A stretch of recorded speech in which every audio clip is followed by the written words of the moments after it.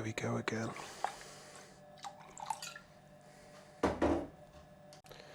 Today we're going to be talking about Far Cry, Ubisoft's Island Paradise.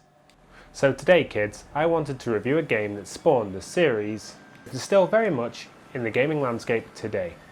This was a game published by Ubisoft and developed by Crytek Studios.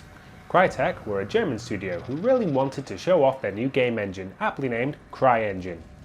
Now, one big goal with CryEngine was to realistically render outdoor spaces with large viewing distances, which for a 2004 game was quite a unique selling point, especially compared with games of the time. Listen to me talking about 2004 like it was centuries ago. I mean, it seems like that. Time seems to accelerate at worrying speeds. One day you're a young child playing with your friends and having sleepovers and stuff. The next you're a middle-aged, bitter, depressed arsehole. What fun lives we all lead, eh? The CryEngine was originally shown off to the world at E3 in 1999 as a game engine developed to pair well with Nvidia's graphics cards. This demo allowed players to explore a virtual tropical island populated by dinosaurs, showcasing the vast size of the virtual worlds that CryEngine could handle. Following the showcase, they managed to secure a partnership with Nvidia to distribute the demo along with all new GPU purchases. At the time, it was the most demanding game engine on the market. This is where Ubisoft came into the mix. They made a deal with Crytek to turn X-Isle into a full AAA title and obtained the publishing rights for the title. And thus, the pieces were put into place and a new game was born. Far Cry. Now, for 2004, this game looks stunning. Nothing compared to some of the worlds Ubisoft have created later in the series, but still, for 2004, this was gorgeous. The way that light bounces off your guns and animals that are in the world really attempt to draw you in and get you immersed in the game world. So right off the bat, I chose to play the Xbox title Far Cry Classic as opposed to the PC port of the game. Why? Honestly, I don't really know. I own all the Far Cry games on console anyway, something to do with Ubisoft being arsehats about releasing games on PC outside their own launcher or something, I can't remember really. Heavy sarcasm for those smooth brains out there. But honestly, no, I do hate having to segment my games by launchers. Stop doing that, Ubisoft. Here's a hint, you can release on both Steam and Ubisoft. I know, Steam takes a big chunk of their revenue, but it's another marketplace. You've got to think about the reach of your titles. Restricting them to fewer storefronts means fewer purchases and fewer players. Guys, come on, this is like nursery level shit. So, the premise to this bizarre game goes as such. An ex-Special Forces operative named Jack Carver, who was retired from military life and started a private boat charter business in the South Pacific, is hired by a former reporter, one Valerie Constantine.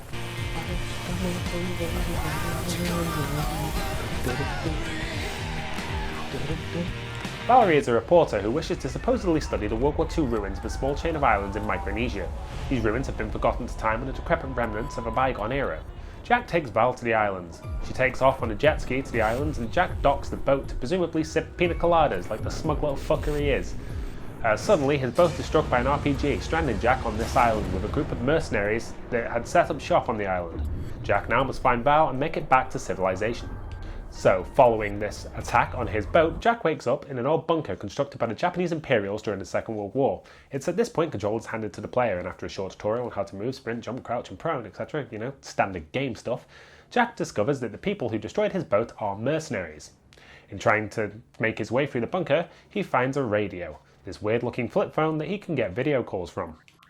And conveniently, plot point aside, as Jack finds this radio, he gets a call. Someone's calling out to him from the other end of the phone, and it's a man named Doyle. After a moment of questioning if he should trust Doyle, Jack accepts Doyle's help. Jack then has to travel the islands on the archipelago, battling the mercs and trying to play investigative journalist himself to uncover the mystery of what exactly is going on. I mean, just aside from all that, if you got a phone call from a random stranger in the middle of a war zone, and you were thinking to yourself, should I trust you? And the guy goes, yes, you can totally trust me. Would you trust him? I also want to say that while there is nothing wrong with Jack being ex-Special Forces, it does feel like lazy writing. Yeah, this guy already knows how to survive guerrilla warfare style on his own in an island of hostiles. He doesn't need to learn any new skills because he's already basically Action Man. I don't know, it's lazy I guess, but it makes more sense than some ideas we get later in the series. Jason?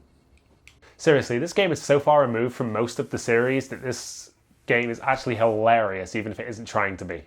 So Far Cry introduces the player to various mechanics, including stealth. Personally though, I feel the stealth is broken. The game states that enemies can't see you through bushes and objects, yet they always seem to know I'm there. I'm not sure whether I'm doing something wrong yet, but I'm going to persevere. So while the actual stealth detection system doesn't really work, at least the game is nice in having some logic to the stealth in that enemies can't see you in the dark, or having it where if you are spotted, if you can kill that merc quick enough, nobody is ever going to know you were there.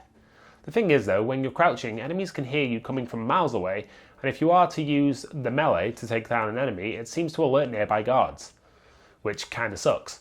So yeah, I just went guns blazing because it was easier. Call me Rambo. You see the mercs when they spot you, and they will try to kill you, and failing that, they'll run to a nearby alarm. Activating this alarm will alert enemies to the area, and often a helicopter is dispatched with reinforcements, so it's best not to be seen. If spotted, enemies in bases will sound the alarm and big helicopters will arrive with miniguns on and reinforcements that will rappel down to annoy the player, which is you. There are vehicles for you to get around the island too, mostly jeeps and boats. These are good additions to the game due to the size of some of the levels, but driving in first person on console is horrendous. As far as I know, there's no third person driving camera, which there was on the PC. I may not have seen it and it may be there, but I couldn't find it, so it's not there. The first person driving though is awful. There's also like no FOV slider, so you're sort of narrow vision throughout the entire thing and it's horrid. Also, one feature of this game that I completely forgot even existed was the night vision. I picked it up and never once used it. It's during your conversations with Doyle though that you learn of an inhabitant of the island, one Dr. Krieger. No, not Dr. Krieger from Archer, although it may as well be. It turns out Dr. Krieger has been performing experiments on the island like a total Bond villain. He's been researching genetic modifications.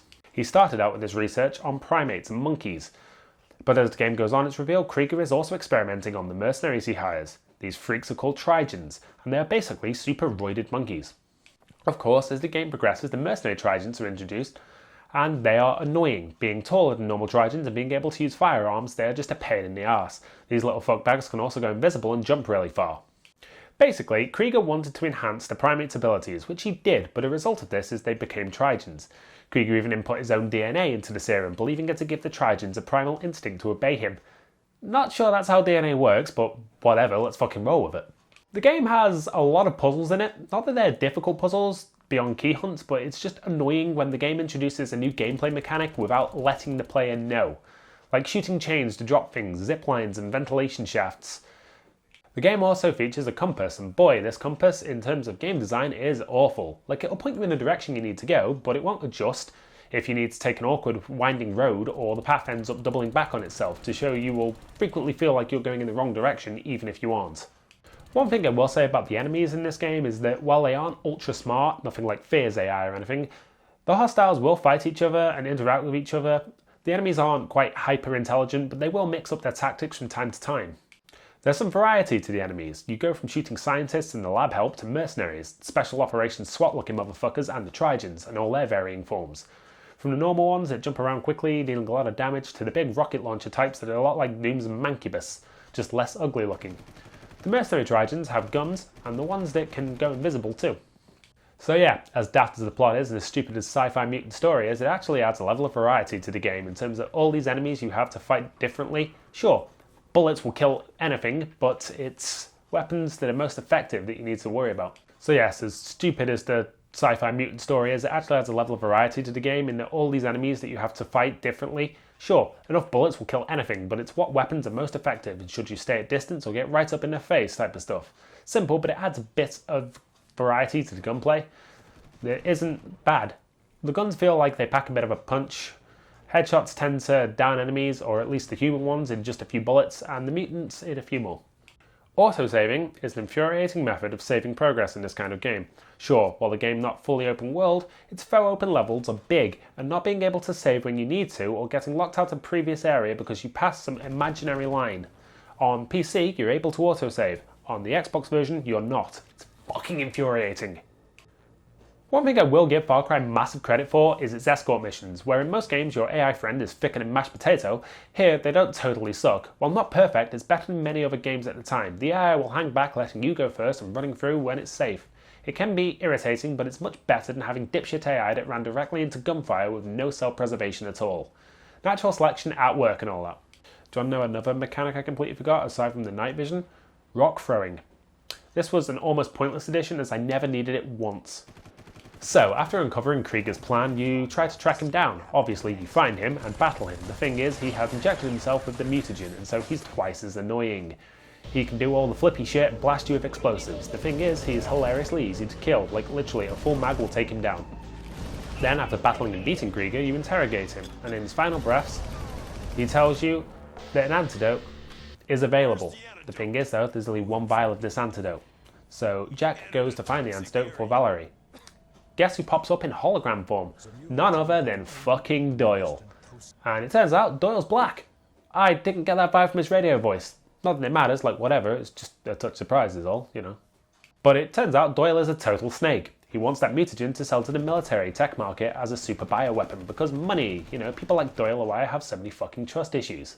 So then, to end the game, you must kill a few pissed off Trigens that are upset that their genetic dad died or some goofy crap. You turn on an elevator and go up to the top of the satellite to find Doyle. You find him in some control room. Take him out, which is super easy. He has no extra health and there's about as much fight in him as a whimpering dog. After killing him, you head back to the boat where you left Val and inject her with the anti-venom. The thing is, you only had enough to save one of you. So Val is human again, and that cutscene is hilarious. She's green like the Hulk, Jack pricks her with this needle, and then BAM! She's pale-skinned Val again. Like, Ubisoft and Crytek really don't get this whole science thing, do they? When Val wakes up, Jack isn't there, he's left. But he's left behind a book, a little journal with some CDs. The journal is titled Project Far Cry. The game then cuts to black and the credits roll. And just like that, Far Cry 1 is finished. Now there were 2 standalone titles based around the plot of the first Far Cry game. It's just bizarre going back to play this game considering how far removed all of its sequels are, and the series as a whole from this first entry. Its numbered sequels do away with all of the mutagen based shit and just drop the player in a world with a few crazy villains and say, have fun. I like that about the series. Despite me playing on medium, I struggled with the difficulty of this game, I'm not gonna lie.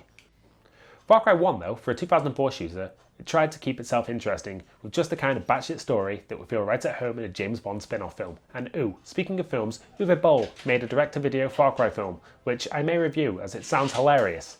Far Cry 1 was that game that started a legacy, however, and Ubisoft would keep pumping out Far Cry games even today, a whole 18 years after its forebear. Far Cry 1 and its bizarre story concepts of mutated monsters were the original series plan, and Far Cry 1 did receive 2 standalone sequels, as I've mentioned. These sequels were console only, and I own them, but I will cover them, but for now, Far Cry 1 out of 10? I don't know. I really enjoyed my time playing Far Cry 1, it did not outstay its welcome. I completed the game in just under 8 hours of actual gameplay. Sure, that was over a week, I'm a busy man. The hilarious thing though is that because the Xbox One never actually turns off and can leave games suspended in the game clock, it said I put over 1,000 hours into it. Oops. One thing I haven't mentioned until now is the game does also feature a multiplayer, but it's kind of a small PvP arena type of mode. There's a few match types, but unless you've got some friends to couch co-op or LAN party with, it's almost pointless trying. I don't even think there's an online to it, so yeah, you're a bit shit out of luck there. And while Far Cry 1 isn't bad, I would argue compared to all of its descendants, it falls flat. Its wonky stealth mechanics, and it has a decent but wacky story. The map in the in-game world is absolutely stunning and beautiful, but the minimap sucks. It's bright, very colourful, making the island paradise feel a bit more special. There isn't really anything to it in terms of free roaming. The world of Far Cry 1 is quite restricted. It has large levels that feel open, but they actually aren't. But you can go off the beaten path and discover little secrets, often being health and ammo kits, but its frequent segments in the labs manoeuvring down narrow corridors that are dimly lit whilst fighting Trigens are what give the game its horror-based aura. Genuinely, when I played this game as a kid, it had me tense. Now, there are areas where the levels can drag, but there are still plenty of variety. There are segments where you have to face off against a helicopter, or you're back on the jeep using a mounted machine gun. I will also say the villain is flat. He just does not seem like an ever-present personality in the game, like many villains later in the series have. But Krieger just sort of exists. He's there, but he never really does much antagonizing of the player. And of course, he's super easy to kill, so he's not really a threat. This entry went on to set the foundation for the series moving forward, but it still leaves an awful lot to be desired. There's just not that much content here. It took me just under 8 hours of gameplay to complete. Most of that is having to reload segments due to the AI switching from incompetent to aimbot on a dime. So the only difference I can gather from the Xbox Classic version of the game and the original PC is on the Xbox version you can aim down the sights as opposed to that weird Counter-Strike zoom thing early shooters did. Also the ability to switch to third person in vehicles, that seems to be absent, and a slightly reworked HUD. but everything else is more or less the same. The game is a good little entry. It's rough in areas and the stealth needed work, the bosses should have been actual boss fights, but aside from that, overall, after everything is said and done, the game is decent. I give it a 6 out of 10. I also rank it on the Far Cry tier list as a D. It's okay, but compared to later entries, it falls a bit flat. Of course, newer games tend to have more content, so it's a little bit unfair still. Personally though, I don't see that much to come back to play this aside from morbid curiosity or nostalgia. It just doesn't have anything to get me to want to come back to it. Thank you for tuning in to my innate ramblings on a game that's almost 20 years old. I'm extremely near to 500 subscribers, actually I think we've just surpassed that, so thank you very, very much, every last one of you. I love you all so much. So yes, thank you all for watching, and I hope you have a great morning, afternoon, evening, or whatever, you little gems you. How doing you are, boys and girls? Make sure to PapaScho you subscribe, or have to do this to you. I will.